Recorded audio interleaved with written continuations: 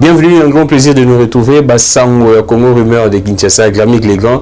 Et là, merci beaucoup à Josué Ndé Moutazana Baimage, et Laurentine, Amituni, Azab, Tosola, il n'a pas comment, mais Namoni était moté na maître Joël Kitenge. Alors aujourd'hui, ça sera une surprise pour vous. Nous avons Belabino, Moutou, Oyobiso, Tobenga, Ngangaya Maele, Wilson, Munzemba, Tuzanae, Bolandakaye, par-ci, par-là, Bolandakaye, Nabachen, Obino, Bolingaka. Mais également aujourd'hui, Tozuye, Pambaté, actualités à chaude. Marche à la Mouka est prévu, initialement prévu aujourd'hui, et bah reportant pour une date ultérieure. Tu as vu que ce qui est Rosala du sous bien Rosala T. C'est ça la grande question. Mais entre-temps, la Mouka projette un grand meeting. Néanmoins, Balobi que Rosala pour les 9 octobre na terrain à Sainte-Thérèse Nandjili. Alors, tu bénis Ngangamaël pour que tu analyses la Mouka Lobi que non, ce qui va reportant parce que Bazoua qui ba éco, Balingaki Baboma va attaquer physiquement leader na bon. Alors Ngangamaël Mbote Gramik. Je pense que c'est une première non nationale. Mbala liboso nakamwe kutu parce que bambele les gars moi mingi mais lokolo kanisinga na sepeli mingi pe bandeko bazana sima ya talatala kuna to pesi bango mbote na bango malgré mettre na moni na nte na pesi pe ka mbote mettre Joël Kitenge ouais mbote na ye pour que aye Ngangamaël la kipa ye tala Ngangamaël. Alors Ngangamaël to bengisho na lombango pambate oza mutamaël pende belé la Mouka et sali report à une date ultérieure. Il y a marche na bango qui prévu aujourd'hui. Il y a beaucoup de choses qui se disent déjà. Tout le monde peut fallu la tuer à l'objet qui non a pesi rendez-vous avec barotikate démocratie à la j'étais en pâture d'abord on mais balobi que tout cela qui bien sûr n'est pengé là personnellement lobby qui besoin d'information ba boma leader na bango toucher bango vraiment et physiquement pour la sécurité na bango et on va reporter marche mais misu pe ba que non liembongo misu balobi médiation internationale et ça niwana UDPS négocier na la Mouka lecture na yo sur les faits ezani IDP s'est négocié le côté de la répondre à Simanango. Communauté internationale non plus et négocié le Congo. Le Congo est indépendant depuis 1960. Donc le Congo est dépendant de la communauté internationale. Et tu as la souveraineté. Et ce qui est là, il y a résistance parce que l'opposition c'est... L'opposition est allée perdre l'opposition, la FCC. Mais la MICA... la Mika na résistance to lobby résistance na lopoto et le rébellion donc la Mouka bana rébellion en français oui na français za ndenge wana parce que na constitution na biso to yebira eloko ya la moko pouvoir na opposition mais ce que bon eloko a mis ça te bakisami o yebanité na makomo na beaucoup de kondi et ringa la sezali rébellion moto oyo azangi botosi à côté donc ils à cause d'un conflit oui cheval mo côté en désordre surtout que va peut-être la PMI mais bon ils évoquent l'article 64 non maître oui article 64 il y a solo ils ont ndenge pesa ndenge ça etali ba manifestation et peki samité mais bande quoi la Mika lelo ba miyebi ete ba ko sala ko sangisa batute pour babima raison que bazama kasi na raison ezalité même balobi onde contingentini azui mukano ya chamate ndeko gentili a pekisité. Ça c'est peut-être que photo auto mais la musongo ndeko gentili a lobby quelque chose totali esika songo na pakala surtout que kuna to be biloko pamba parce que les campagnes bazo la wana il y a des campagnes de dépolitisation ya seni oko za dépolitiser te yo yebi yango ezali ko lobby lingomba était à lisouté lingomba était sous bible te lingomba ça sous prière te na église na biso to kenaka lelo yebisanga musala lingomba ekufi ya libe ndenge moko lo na parti politique ça sous politique te so le parti politique ça sous politique comme nini et comme le la bozo ça les parti politique comme orchestre le parti politique que c'est une institution d'appui à la démocratie justement mais quand ça a dépolitisé parce que il y a un monde politique quand na mamekano mais c'est une commission électorale nationale indépendante non indépendance na oza kana stade nini indépendance na oza kana na sika ya kozwa mikano donc bazo ka décision to ko proclamer mumibeko proclamer les résultats nde bazaka indépendant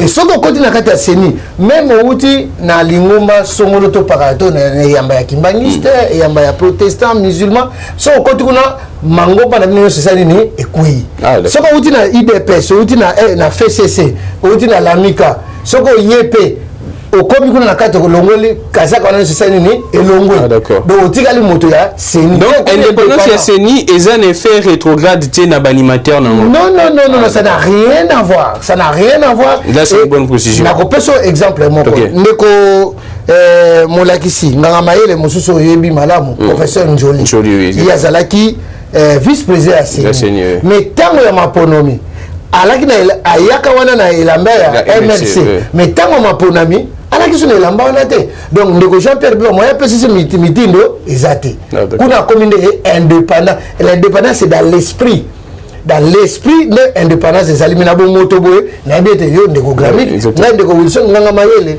ya mwana nde likambo wana nde bando bazo senga ezali lokola kotsa bato na mwa bulu yeke ba kongole ba bololete ba kongole baza ba bololete mais balobi que idée on a même il y a des pulsations ya seni et banda depuis Sphinx limité tient depuis 2006 papa Etienne Thomas a senga des pulsations ya modèle autre zo senga lelo que ba politique ba zalate te il y a sengi de ce qu'on continue à kati ya seni longola kazaka na wana ya politique ndé na susu ba ko su masanga te ndé wana de dépolitisation.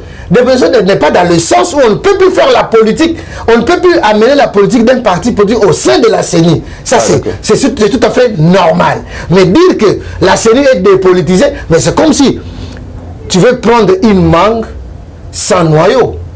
Tu veux prendre un avocat sans noyau. Au moins, liki et zanga jaune d'œuf. Liki et zanga jaune d'œuf, ça c'est liki. Et ça c'est liki. Mais il y a un de balamu. Tout le monde a dit ça, mais makambo pe tozo kono wela kuna loko ma déposition le déposition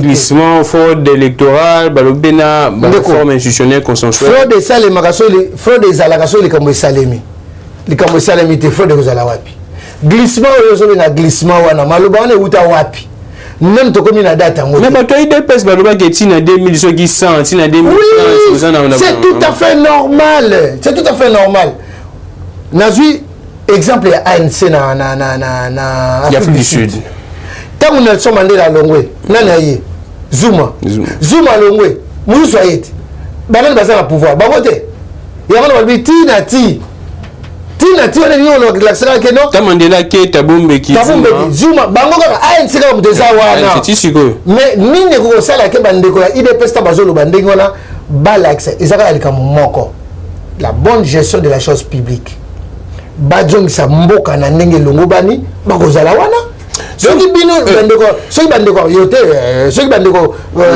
Fayulu na cousin na ye na Willy na cousin na ye oh mais la mboka sa ya bandondo ti te la muka ba congolais nyoso bazana bepenge bazana mutetela ndeko epenge na peso mbote nga ndeko na yonga mayele epenge nga na ebeza mutetela l'exus bazana za mutetela l'exus abeta musique te à côté de la politique atika musique na ebaki te mais lokolo lobi na ngaboye merci beaucoup na ndeko l'existe na sepela na musique ni makasi ni atika OK mais baza ba congolais bakela na lisanga ya kosunga ba oyo baza ya eside bazali oyo baza ya nouvelle là bazali ndeko na ngai presse penge to kuta na mingi na ba plateau ya za muto ya mondelo akufa mondelo wa kufa wana zaka pe congolais de père et de mère te solo mais congolais mondelo azara mais azara ndeko kasi te mais tango na kasi mubeko eza nango kasi congolais ndeko chaloupa pe à son âme et c'est notre pesa lisolo na mokola lelo te mais na bandi tango na mubeko eza nango ndenge eza lokola ngai na sutela mubeko ndeko chani ngana sutela pour la le père de mère sika mambwana te ndeko mubeko ya tiani yo sutela na sutela ngo makasi mais mokonza telemeli pango mokone alobi ye Antoine Félix Tshisekedi mais alobi te président de la République alobi ya batumi bale institution na mutu Mais selon des informations peut batoyer des pes ba bombian wa ba lobi au cas où et peut acheter ndeko il pes moko lobi en ngote na sa porte-parole na bangote na yo ki te information le secrétaire général Kabouya, je salue en passant, que j'aime beaucoup, c'est un homme très chaud, très habile, hein. Il est très mobile aussi. Parti bien tika ndeko wana sa musana e bayoka ki passe ndeke sengela ki basali musana banda musala wana bandeko musuba leka avant bango ebi yango na ndeka kondo Antoine Etienne Tshisekedi bazoka pouvoir te mais bana mi balé wana ba enfant terrible mi balé wana bayena ndeko Antoine Félix Tshisekedi ranger bazu pouvoir et c'est côté sengote. Donc, mais bino boza n'habite na koyo kayonga ngamaïla apparemment vous sous-estimez donne oeza très importante la moke lobi ke balinga ba boma ba leader na bango. Mais c'est grave sur la démocratie le longa débat ba idée débat ba stratégie comme itina roboma batu. Na sepeli ceux qui lelo ba ndeko la moka ba lobi nengwana na comprendre que politique na Congo comme na ba prophétie na ba vision. Na kobenga ndeko Denis Lesi abondela pona likamwana po kolongwa. Denis Lesi parce que parce que ça passe tête. Ou bien les qui n'ont pas fait tata lobby. Mbiye. Ça c'est pasteur Aboga. Ouais. Donc, ceux qui calculent, bango ba bonne la rapport les camarades Nzambete, hein. Bango ada bechole. Bechole pays où ya basango ba catholique. Ba bonne la pas les camarades.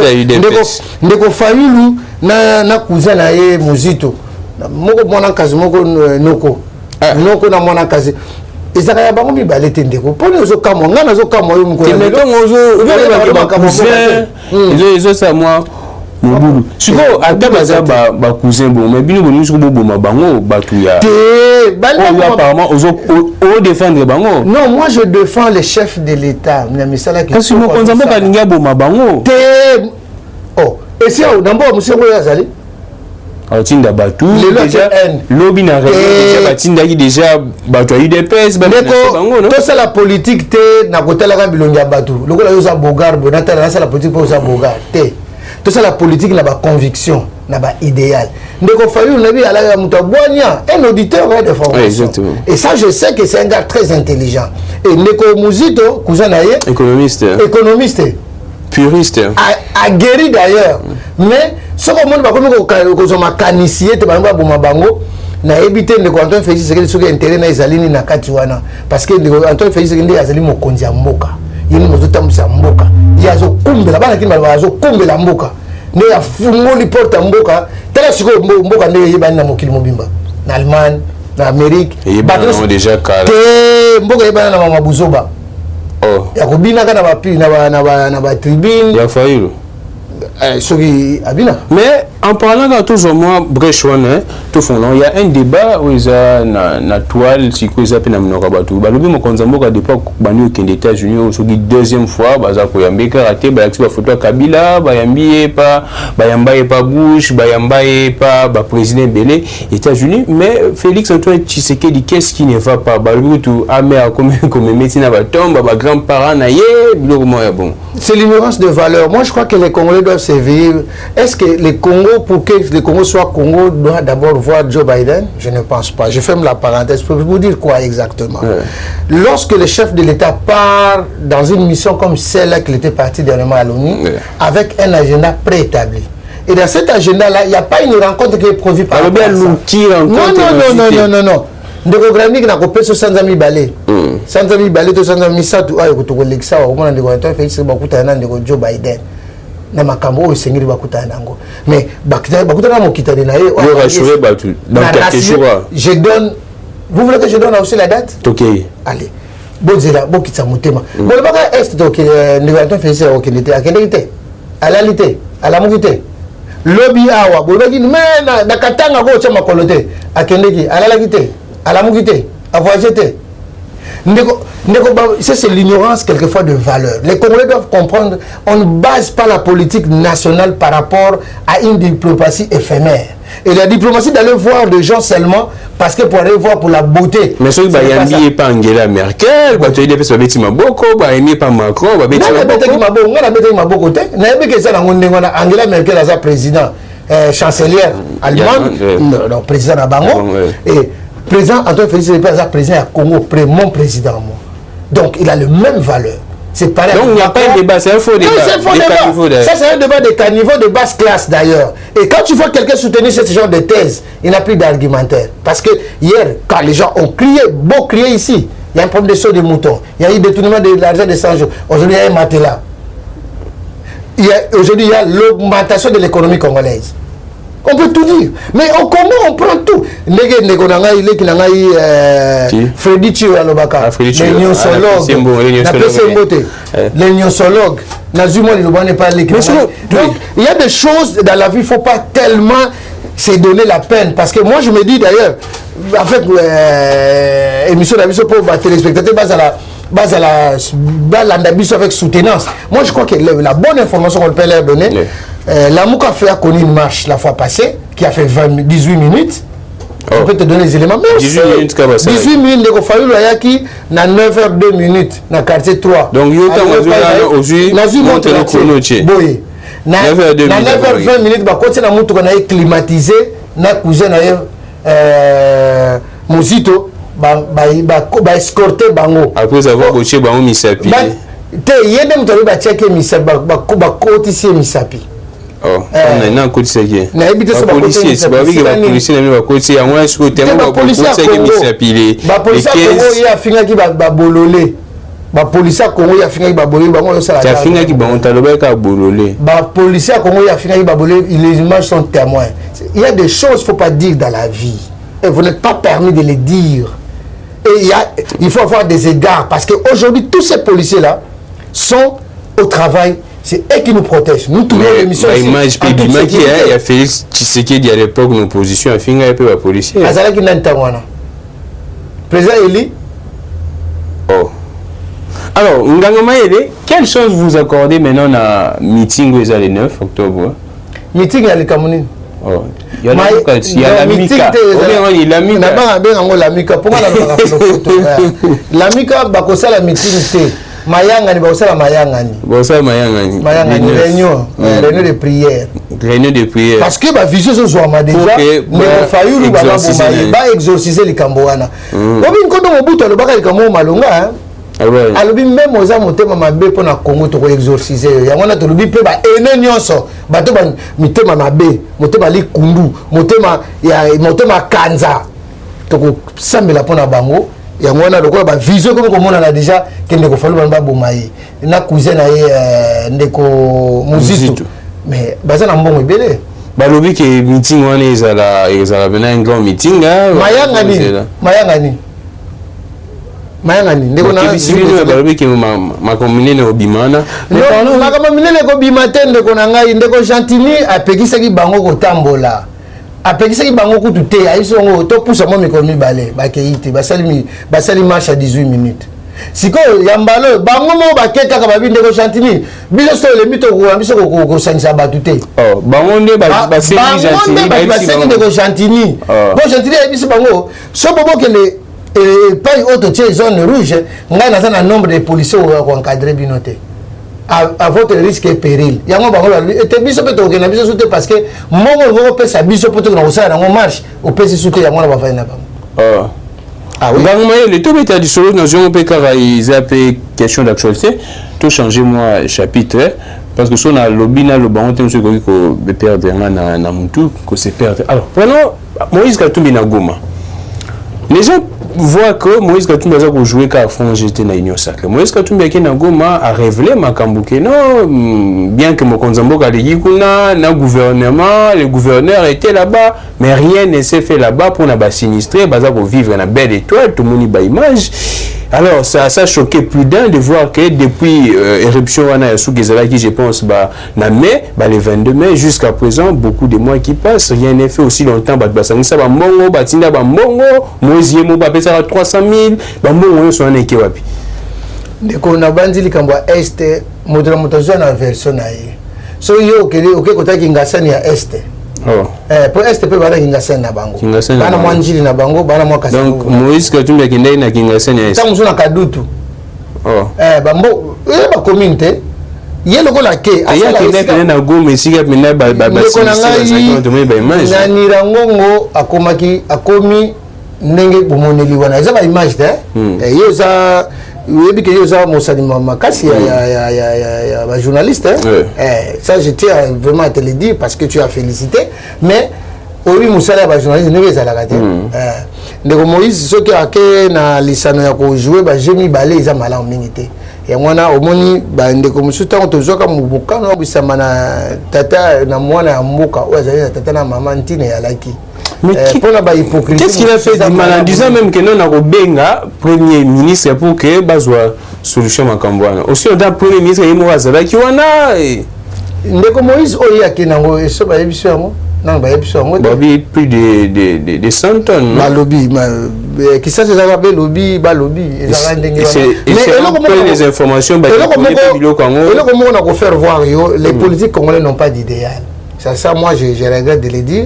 Je sais pas ta mususu bato ko interpréter mon modèle na bango mais moi je constate seulement l'homme politique congolais n'a pas d'idéal. Et quand je dis l'homme politique congolais de bas en haut bandana oya mona muketi likolo bazangi idéal bazo balika bazo salate soki ndeko Moïse lobby eta ko yebisa ndeko sama lokone pour que babongisa et ça m'a bête et ça information oya nango na kati ya mokili ya biloko mibale ya li renseignement na information et biloko mibale on ezali moko azali mwasi moko azali mobali batambola elongo bayo na kati ya boyoka na bango nde basala kalikamo nde yango no moni soki ye amona ki côté ya Kingasani biloko ezangi apesa parce que côté ya toyebete côté ya Gombe bapesa ki déjà na Gombe aller ko ya kuna na Gombe donc makambo ezo kene malema en plus na problème wana tango et ça les beti gouvernement oui non c'est ça mon mboka talande bato congolais les pères et de mères musala basala kitoko ngwana ça c'est il est à féliciter à ça des pères et de mères. Et moi, félicitations mon jeune frère, continue à cette lancée-là. Dieu bénit toujours ceux qui donnent avec cœur joie. Ce n'est toi, tu l'as donné, et tu as offert à tes frères et à tes soeurs. Tu n'es pas allé dans des médias pour dire voilà ce que moi j'ai fait. Mais nous avions constaté. Mais comment expliquer même, Moïse Katumbi il a beaucoup de moyens, mais comment expliquer il n'a subi à Sali Baktion à Bongo, mais Moïse Katumbi a tenu 300 000 n'a pas vivre. Ndeko Moïse Katumbi na habité mboko na ezali ya nini na habité azali commerçant au teka ba poisson kala bien sûr oui mais il a commencé par il avait des chalitiers non il a expliqué ça il avait des chalitiers na Andima au pays moko Tanganyika oza ko pêcher ba mbisi kuna nde a comité bandara liboso na papa na ye et puis bazaka na ba bukoko na bango pourquoi on a vraiment en politique abinde Kabila mutamime na politique ye mon côté ala moko na tongo te comme politicien donc la fouille à Kabila oui ndeko Kabila mutamime il a déjà reconnu ça non yo ebité abinde na zaina ma politique te ndeko Kabila mutamime pour bandeke aza fouille à Kabila ndemo mobulu te tant mususu ka français ndé mutezo compliqué yo mais so aza so to bien on linga aza moninga Kabila moninga Kabila basolati siko to basola soute mais ça pas n'amboka non Kabila mokonzi biso akala sénateur Kabila je salue en passant ensemble avec maman Oro bon maman Olive Lembe Kabila maman Olive Lembe Kabila ma cousine parce que elle est de chez moi ba obi exemple ya maman Denise mutaza ko lakisa maman Denise ko sala ba action ba geste ba lobby moni oyo efandisho kimia nganga mayele nayebi yo na pe ozala makasi na makambo etali économie mondambu tozwaka ba sujet tout ça l'actualité likambo ba surgelé gouvernement na week-end a commandé 27 300 tonnes ya ba chinchard aussi en tant que gouvernement yemo abisa biso depuis juillet que ba prix ba surgelé ikokita ba que gouvernement na Yassa Malukonde eza inefficace eza incompétent ba terme nyonso zo kokate ko imposer puis wana pas importateur bien que ba mo ba lobi que ba négocier qui les importateurs étaient d'accord lecture non na makambo ba surgelé en ezana Ndeko, je vais te faire des révélations sur ces points-là. Beta biloko, beta. Mboka oyo tabonzenga tabonene Congo. Tozali na ebale ya Congo. Na ebale ya Congo ekeiti na océan. Na océan ebengi yango Golfe Guinée, Golfe de Guinée. Golfe de Guinée nande esika ba peshaka mbisi nyonso toliaka awa. Ezali étendu moko ezali lokola ndenge omonaka Dubai ezali. doit être marché commun ba o ba uta okuta na sika wana nde golf de Guinée ali ndenge wana bande ko ni sumona ba te cher soki Thomson na to be ndenge wana mpiodi bazongo au nom de la République démocratique du Congo. Ah oui. Bazongo comme il y a l'État congolais. L'État congolais. Sigo, qu'est-ce qui se passe? L'État, non? Voilà. C'est pour cela que même il y a qualité. Voilà. Non, parce que parce que autorisation dans l'État congolais. Alors, nous quand on fait discuter depuis hier. Comment la réalité wana ndeko est-ce que tu peux comment le cobalt du Congo était vendu au nom d'un individu? Le cobalt du Congo était vendu au nom d'un individu. Ce n'est pas la République qui vendait. Au nom d'un individu. Au nom d'un individu, vous allez voir la ligne budgétaire. Il y a un là. Tant qu'on bosse. T'es tout banata mon. T'es baimbo faut bailler la vérité. Tant qu'on bonne. Tout banata mon. Ok. Tant qu'on Mobutu. Et vous allez voir qu'il y a un groupe de gens, 5-10 personnes bazora mbongwana na ligne budgétaire la Congo Kotakate. De même, n'a pas Kabila. Toto le bateau le bateau. Ok. Alors, tant que vous faisiez la tali et vous allez battre cobalt, il y a un peu de la biso chinchar mais bah il va multiplier fois 8 fois 10. Il y a un habité bandé. Donc prix initial bah mission fois 8 fois 10. Effectivement. Aussi on a besoin on peut na combat l'État. Na combat l'État congolais. Parce que aucun bamboka wana yoso. Mbisi ba peshaka ye basala makambo nyoso na kati ya bateau na ye. Bateau na baba en français chalité. Tout le monde Moïse Katumbi yebi makambo wana. Oh. Oui, ayebi. Il est expert dans ça, il a grandi dans ça, il connaît. Alors, lorsque ils font ça, na côte, il y a golfe de Guinée, et quand ils sont en train de pêcher, et ça na kati ya bateau usine nangope. Usine nango ezali ndenge nini, mbisa munene atie pa bo, mbisa muke atie pa bo, mbisa mabe azuni na kati ya ibale. Et quand il y a une chaîne de transformation, et la chaîne de transformation est même dans la chambre froide. Il y a la déposition vers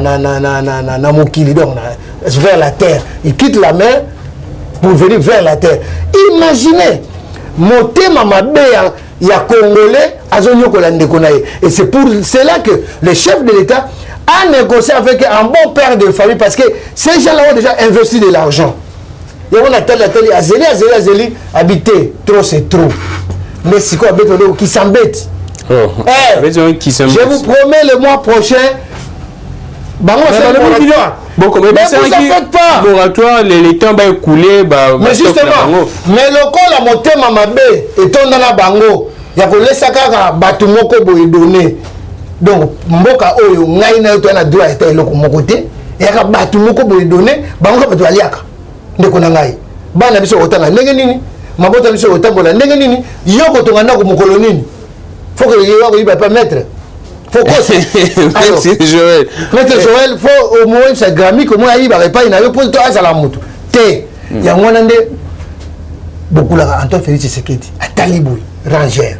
Habité dans ko mettre au corner. Moi na kin. Eh, vous voyez que déjà premier président de jeu à Kinois. Ah oui. Oh. Et je salue tous les Kinois. Mobutu, Kasavubu, Kabila, Kasavubu villageois à côté de Malembe. Mobutu, Mbandaka na Lisala, Abota Mikuna. Kasavubu, faut autour na kota ba tiela lokula kuna. Musée na Puerto. Raïs. Hein? Raïs. Tokis. Kabila Joseph Raïs. Ngai place Abota matin. Oh oui, dit. Non. Mais na bakatanga kuna na yoka. Parce qu'il y a un musée, non?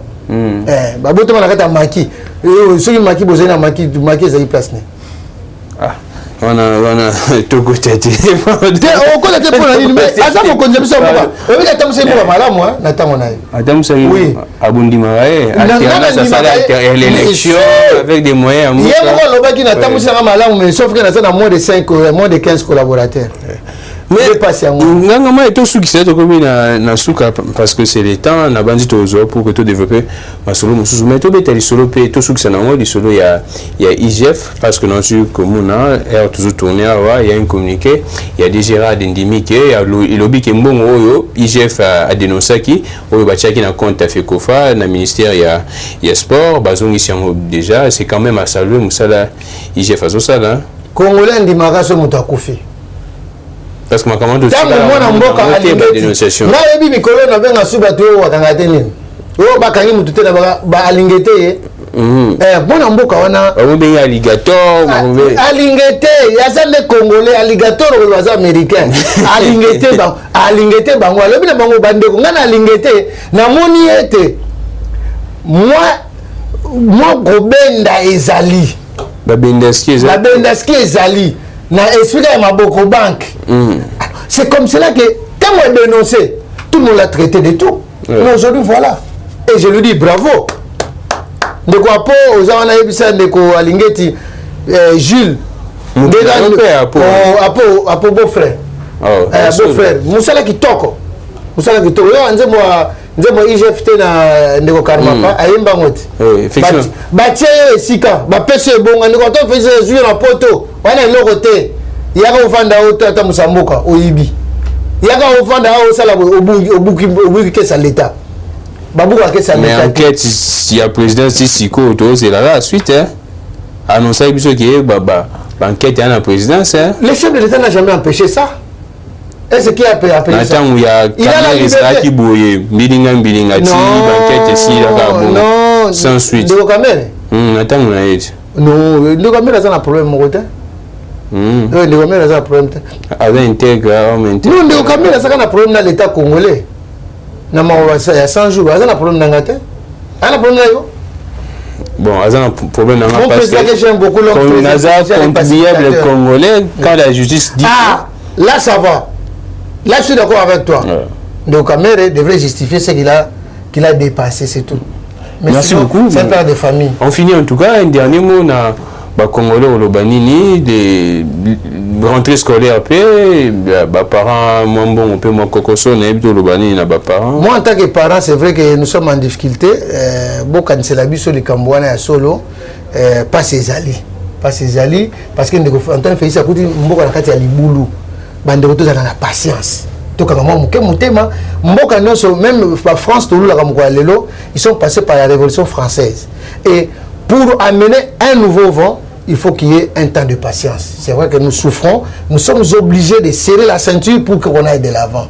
Moi, bref, je suis mawa ezana mutema et pas nangana monaki ba yelinga facture ya SNEL il y a 2013. Oh. Na ebite bande kwa SNEL na futa nyonso po na mundele na nganga mayele mutu abwania na futa nyonso mais na mikanisi soki epai na ngai ba archive monani est-ce que na ndako asongolo ba archive ezali ba okata bango courant na lokuta parce que comment expliquer une entreprise d'État qui peut faire SNEL qui peut faire ndeko tundu mon aîné a tundu PC même bazolongwa kala mingi te bazolongwa déjà pour changement faut ça ya ngwana pour koloba bande kwa SNEL batika ba jewana ils a soni ils ont des livres de comptes ils n'ont qu'à vérifier là dedans pour que le connaît long et puis ndeko ndeko Gentini Ngobila kene liboso ya cimetière à Gombe tie panneau ya alimentation na ebito zote kama mikuwa ya batu bien sûr mais na sebiso ni bossa na cimetière ya Gombe panneau ezone alimentation mais déranger ni bakanga pango cimetière papa bakunda supenda te respect aux morts donc ni bossa cimetière batie panneau publicitaire ya alimentation bazote kama mikuwa ya balwambo ceci oui ya lwambo coûte cher tala lino lumumba ngo coûte biso cher après ya. Mais tout ce qui se trouve, une minute en tout cas, il y a beaucoup d'actualités.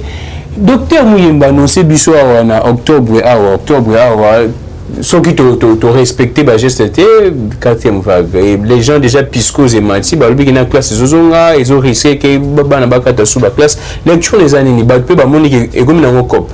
La maladie est là, la maladie existe, mais ce que je déplore, la manière d'annoncer les choses ne sont pas correctes. Et nous avions fait quand même la communication de masse, nous savons comment ça se passe. Et cette façon-là de procéder, je crois que le docteur, pour une fois, il est allé à côté de la plaque. Et moi, je l'inviterai à revenir sur la façon de faire la communication. Et puis, je crois que les task force est là. Le docteur Aouka et les autres, ils ont fait quand même un travail de titan. Et je tiens quand même à leur fessé parce qu'ils ont fait un travail. Aujourd'hui, au Congo, les morts que nous avons connus au Congo par rapport à la Covid ne sont pas les mêmes par rapport à la France et ailleurs. Donc, Mouyembe, ils ont fait un travail, mais qu'il arrête. Oui, Nzambe. Il y a moi là-bas, tu bikira mamai na moi. Ouais, mais ça moi moi muke. A combien les soleils on bien bungai. Ah, moi qui rumba. Mais tu bien pas les là. Non mais faut toi ça docteur. Pandémie bêti a eu vaccin mais bêti. Tu as eu vaccin après. As eu vaccin de Mikolo. Mais tant que bêta qui Congo Zamboka Simon Kimbangu. Abo sana ngote. Congo Zamboka Simon Kimbangu. Ya Kimpa Vita. Et ceux qui ont bossé les gars, au Betty Banda. Ça est fini pour aujourd'hui. En tout cas, c'était un grand plaisir. Tout le monde soit Ngangamaye, tout bétané, ma soeur. En tout cas, maintenant, ma solo, tout bétané, actualité politique, on prend ma cambo social, ma économie, nous sommes les concernés, beaucoup de biso pas bâti tout à cas en boka. Balon des panneaux là. À panneaux on est dans la cimetière. Balon oui effectivement, ça ne fait pas beau et propre. Surtout respect aux morts du monde qui bat tout bas, c'est là qui bat congolais, bah koufiguna bocha panneaux publicitaires, il y a alimentation, on se pose des questions. Même bateau bachamo, c'est quelle communication que vous voudriez lancer? On ne sait pas. Merci beaucoup à Josué, merci beaucoup à Rancy enfin na moni parce que dans la bandaki na moni était na avant na ya bon soigné mais na moni était. Merci également à maître Joël Kitenge, merci na bandeko nyonso bo continuer en tout cas Kolanda basangwa Kinshasa Congo rumeur de Kinshasa bo yebisa bandeko mususu pe o non baza bazui abonnement na bango te ba s'abonner vraiment très massivement bon ta la mission s'abonner pe belé oui belé makasi belé makasi Ngangamaye basangwa Congo boye ba ke non kitoko ya mwana na wasinga mon émission o to sadia émission nyo se likana là-dedans, à 5 fois, à 10 fois, ça le bien manqué. Parce que le barrage est très capital pour nous. Je suis Grammy Clégon, que le Dieu de toutes les inspirations continue de nous inspirer et de vous inspirer également. On se retrouve prochainement. Au revoir. Eshima, votre magazine qui bat au rythme de l'actualité. Retrouvez la nouvelle édition. Exclusivité, Sakombi Molendo, le pionnier de la bancarisation. Le ministre des Affaires foncières a signé le 3 juin 2021 avec son collègue des Finances l'arrêté interministériel portant bancarisation des opérations foncières et immobilières supérieures ou égales à 10 000 $ américains. Une première en RDC concrétisée par celui qui fait figure de porte-étendard de la numérisation et de la sécurisation des titres fonciers. Aimé Sakombi Molendo est de plein pied dans la matérialisation de sa politique qui suit la vision du chef de l'État, Félix Antoine Tshisekedi, celle de faire du numérique un levier d'intégration, de croissance économique et de progrès social. Nation, gouvernement des Warriors, bilan de gestion des 100 premiers jours du gouvernement Samalou Kondé. SONAS, le DG Lucien Bonieme Ekofo présente un bilan largement positif pour les grandes réalisations du premier semestre 2021. À lire également l'interview de Seth Kikouni portée sur les questions d'actualité. À la découverte de Tissia Mukuna, la DG de la marque La Quinoise, café planté et transformé à Kinshasa. Interview exclusive de Richard Ilunga, DG de l'ONIP, qui confirme l'identification de la population congolaise avant les élections 2023. Un an de patrouille financière, les audits de l'IGF mettent à l'écart les mandataires impliqués dans la mauvaise gestion des deniers publics grâce à Jules Alinguete, inspecteur général des finances, chef de service. Une analyse sur les coups d'État en Afrique et leurs conséquences. Retrouvez l'intégralité du magazine Eshima dans les kiosques. Eshima Magazine, un nouveau standard d'information.